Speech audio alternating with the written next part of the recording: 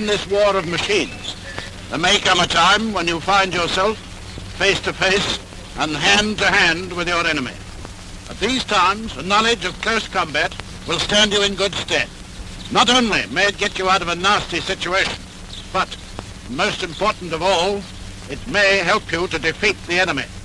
First of all, there's no such thing as defense in close combat. It's attack or counterattack all the time. Secondly, don't be afraid of his weapons. Even if you have none yourself, you are not unarmed. You've got your hands, and you've got your boots. Oh yes, I know it sounds all very well to talk about arms and legs against rifles and bayonets, but if you know how to use them, like Reed and Jackson did, you still have a very good chance of doing him down. Now, Reed and Jackson are here today to show you a few more tricks of the trade. And speaking of tricks, here's the most important point of all. Remember, war is not a game, and there are no rules.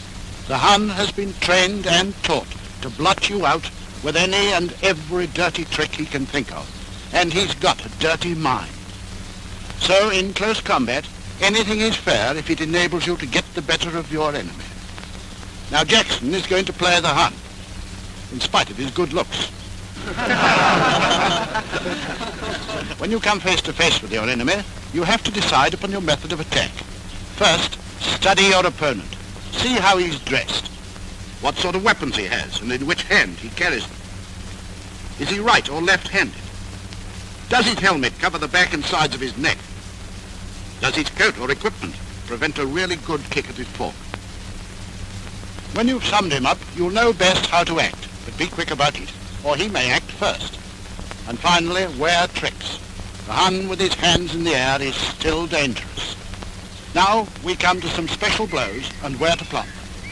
The chin jab, a vigorous upward thrust at the chin with the heel of the hand, keeping the fingers spread and slightly bent.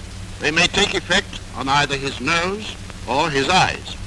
This is much more effective than a punch with the clenched fist. Edge of hand blow, or better known to some of you as the rabbit blow. Use the outer edge of either hand, fingers fully stretched and close together. Strike at the throat, sides, or back of the neck. This one is called the shin stamp. Use his shin as a guide for the outer edge of your foot and stamp heavily on his instep. It's the stamp that really counts, not the shin.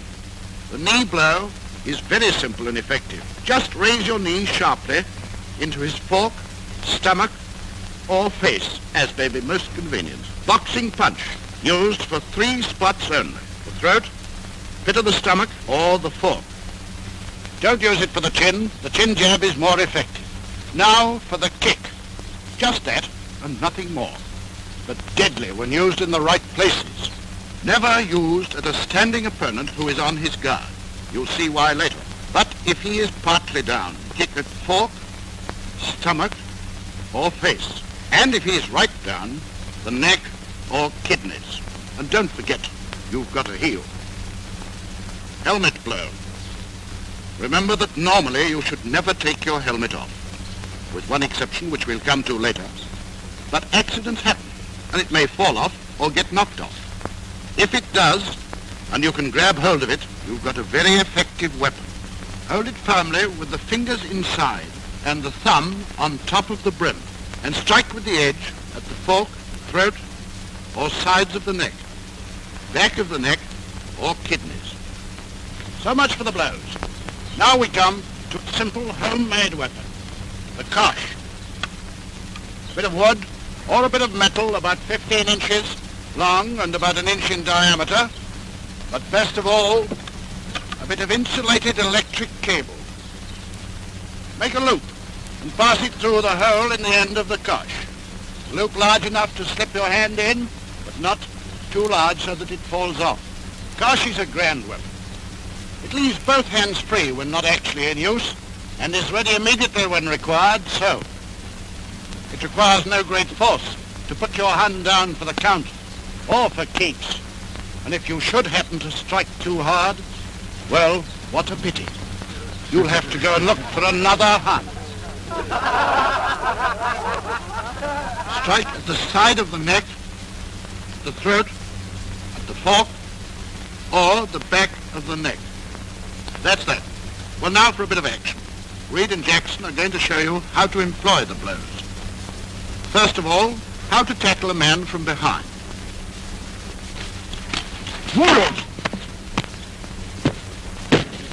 I expect you're wondering how it's done. Well, let's see it in slow time. Creep up silently. Fling one arm round his neck so as to bring your forearm hard into his throat. At the same time, knee him sharply in the backside or back of the legs with the opposite knee. Right arm round, left knee up. As he begins to topple, put your free hand over his mouth to keep him quiet. The moment he's down, strike with any of the blows. Sorry, Jack. A word of caution. You can only hope to approach silently over grass, sand, or a smooth surface. You cannot expect to do it over gravel, debris, or broken ground. If you do make a noise, and your opponent begins to turn, you must go on. A rugged tackle at the back of his knees. He's bound to go down, and you jump on him and lay him out. Now, what to do when you're attacked? You have no weapon, and the Hun comes at you with a rifle and bayonet. Don't shoot, I'll get the papers. Don't shoot.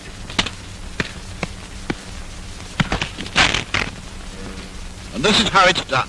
You have got to get close. So if he will not come to you, you must go to him. You must distract his attention in some way. Fling something at his face. Anything will do, even a packet of papers or your paybook. It takes him off his guard for a split second. Jump in at once and parry his bayonet, outwards. Never inwards, always outwards. Then go for the man. Strike with the edge of hand and follow with kicks or other blows. Now, how to deal with a man armed with a pistol. I've got my hands up. Don't shoot now. Sorry, Jack. Once again, you must get close. As soon as the pistol point is within a few inches of your tummy, keep your eye fixed on his and speak to him. Say anything. It doesn't matter what. He probably won't understand. The fact of speaking will distract his attention. The moment you are ready, swing round and sweep the pistol hand outwards with your nearest arm.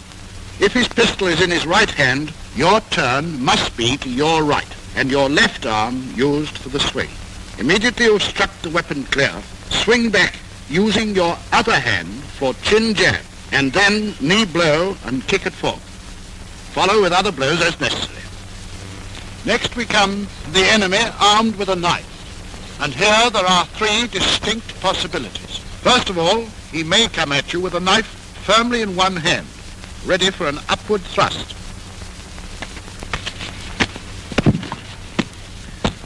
As the hand comes upward in the thrust, meet it with your opposite forearm to break the blow. Follow on as before. In this case, he approaches in a crouch, passing the knife from hand to hand so that you don't know which he is going to use for the thrust. This is the one time when you can remove your helmet. As he strikes, thrust the helmet onto his arm. Follow on at once. Lastly, if he is a complete novice, he may come holding the knife ready for a downward stroke. As he strikes downward, meet his forearm with your own edge of hand. At the same time, punch at tummy or chin jab. Then proceed as usual. Well, now Reed and Jackson are going to show you how to deal with an enemy who is armed with a kosh or truncheon. Same as for the man who strikes downward with a knife. Meet his forearm with your own edge of hand. At the same time, punch at tummy, followed by other kicks and blows. You may remember that early on I told you never to kick at a standing opponent who was ready and waiting for you. This will show you why. First of all, a straightforward, violent kick. Oh! Now let's see it in slow time. As he kicks, turn outwards and sweep his leg upwards. The stronger you sweep, the harder he falls. The second type of kick is the one where your opponent, as they say in boxing, telegraphs his intention. Now, in slow time, turn inwards and raise the near foot so that the outer edge of your boot meets his shin. So never kick at a standing enemy. It's too terribly easy to defeat. Just one other case. An enemy may approach and at the last moment think better of it. He must not get away. One on the deck is worth two on the run.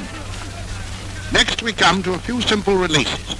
First of all, held round the body from behind, outside or inside the arm. And here it is, slowed down. If you're wearing a helmet, jerk your head back sharply in the hope of striking him in the face. At the same time, claim one of his arms firmly with both hands and clasp it tight to your body. While you are doing this, place your corresponding leg, left arm, left leg, backwards, outside your opponent's foot. Keep the grasp on and turn your body sharply away from the backward leg. He's bound to go and you then proceed with the execution. Now, the man who attacks your throat with his forearm. Sorry, Jack. And here's the secret. Grasp his forearm firmly with both hands. At the same time, drop on the corresponding knee. Right arm, right knee. As your knee goes down, bend sharply forwards towards it. He must go either over your back or to one side, and you pounce on him and knock him out. Perhaps he grasps your throat with his hands. If so, grasp one finger of each hand, preferably the little finger. Bend it sharply outwards and upwards. Hold on tight, stilt forward, and throw. Just a word of warning. In practicing, you cannot do the throw with the little fingers, or they'll break. You must grip the wrist or the whole hand. Now here it is in quick time.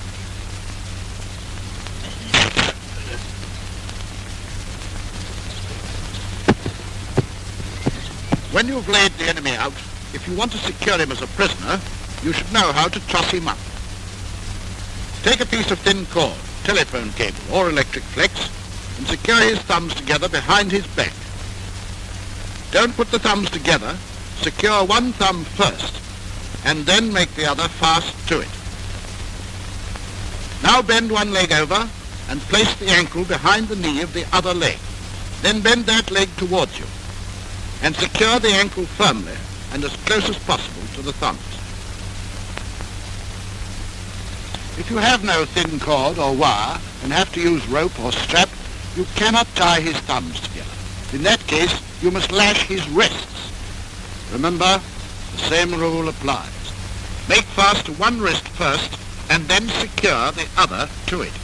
After that, you proceed with the ankles as before. If you still have spare end, take a turn round his neck. All taut and secure. If after getting your man down, you wish to hold him down for a while, maybe you have no cord or rope, do it like this. Turn him face downwards. Sit astride the small of his back with your back towards his head. Put one ankle behind his other knee. Bend the leg back towards you and sit back holding onto the upper foot. If he gives any trouble, you just pull on that foot and he'll soon back up. Lastly, we come to a problem which may easily confront any of us. How to march a prisoner, and what to do if you yourself are being marched away as a prisoner. In order to avoid any confusion in your minds, we'll take each case separately. Let us start with how to march a prisoner. First of all, if armed with a rifle and bayonet. This is the proper way to do it. Keep the point of your bayonet in line with his back, but never bring it nearer than 2 feet clear. If he won't get on, bring your rifle to the high port and use your boot like this. Now, why don't we prod him in the back with our point? You see? This time you'll have a pistol. If he won't get on, never poke your pistol into his back. Keep it well away from him. Grab his shoulder with your free hand and urge him on like this. Why don't we stick the pistol in his back? Here's why. If you have a knife, hold it ready for an upward thrust, and never prick him in the back to get a move on. If he is stubborn, hold your knife well back, grasp him by the shoulder as before, and shove him along like this.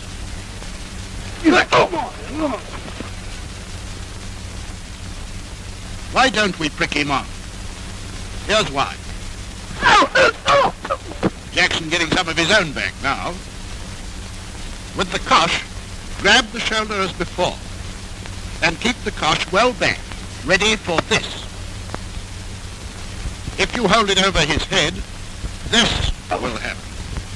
You will note that in all those cases, the important thing is to keep your weapon ready for immediate use and well clear of the prisoner. Remember that, because now we're going to see what to do if the tables are turned and you are the prisoner. There are two things you must do. You must note very carefully in which hand your enemy is holding his weapon. And secondly, you must make him urge you on with it. Sorry, Jack. The moment you feel the bayonet point at your back, swing round. At the same time, beat your nearer arm downwards to parry the rifle outwards. Follow up with edge of hand blows and kicks. Here's what to do if your enemy has a pistol.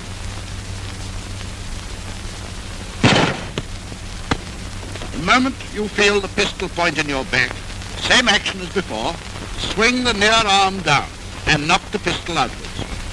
Follow on, as before detailed. With the knife, the same rules apply. This time, see if you can describe the actions for yourselves. Point. Hand. We all know this bit. Learn to do the very simple movements you've just seen until you know them thoroughly and can do them at full speed in full equipment. Practice makes perfect.